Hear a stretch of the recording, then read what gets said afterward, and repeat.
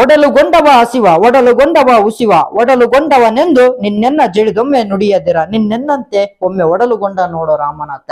ಈ ಮನುಷ್ಯ ಜನ್ಮವನ್ನು ಸೃಷ್ಟಿರ್ತಕ್ಕಂಥ ದೇವ್ರೆ, ನೀನೇನ್ ಮಾಡೋ, ಒಮ್ಮೆ ಮನುಷ್ಯನ ರೂಪವನ್ನು ತಾಳು. ಅವನಿಗೆ ಮನುಷ್ಯನಿಗಿರ್ತಕ್ಕಂಥ ಕಷ್ಟಗಳು ಗೊತ್ತಾಗ್ತದೆ ನಿನಗೆ. ಕಷ್ಟಗಳಂದ್ರೆ ಅಂತಿಂತ ಕಷ್ಟಗಳಲ್ಲ. ಮೈ ಮೇಲೆ 1 kg ಭಾರವನ್ನು ಹೊರ್ಬೋದು, ಆದ್ರೆ ಹಸಿವಿನ ಭಾರವನ್ನು ತಾಳಲ್ಲಾರೆ. ಏ ರಾಮನಾಥ, ಒಮ್ಮೆ ನೀನೇನ್ ಮಾಡೋ, ಮನುಷ್ಯನ ರೂಪವನ್ನು ತಾಳು. ಯಾಕಂದ್ರೆ ಈ ಎಲ್ಲಾ ದೇವರನ್ನು ಪೂಜಿಸ್ತೀವಿ ನಾವು. ಆ ದೇವ್ರು, ಈ ದೇವ್ರು, ಈ ದೇವ್ರು ಅಂತ ಸರ್ವಜ್ಞವ್ರು ಒಂದ್ ಕಡೆಗೆ ಹೇಳ್ತಾರಲ್ಲ, ತಮ್ಮ ತ್ರಿಪದಿಯ ವಚನಗಳಲ್ಲಿ ಏನ್ ಹೇಳ್ತಾರಪ್ಪ ಅಂದ್ರೆ, ಅನ್ನ ದೇವರ ಮುಂದೆ ಇನ್ನೂ ದೇವರುಂಟೆ, ಅನ್ನವೇ ಪರಮ ದೈವ ಸರ್ವಜ್ಞ. ಯಾಕಂದ್ರೆ ಹಸಿವನ್ನು ನಿಗಿಸ್ತಕ್ಕಂಥ ವಸ್ತು ಇದೆಯಲ್ಲ, ಅದಕ್ಕಿಂತ ಯಾವ್ದು ದೇವ್ರ ಮುಂದಲ್ಲ.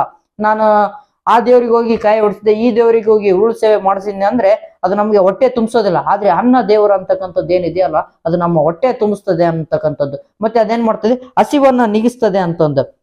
ಒಡಲುಗೊಂಡವ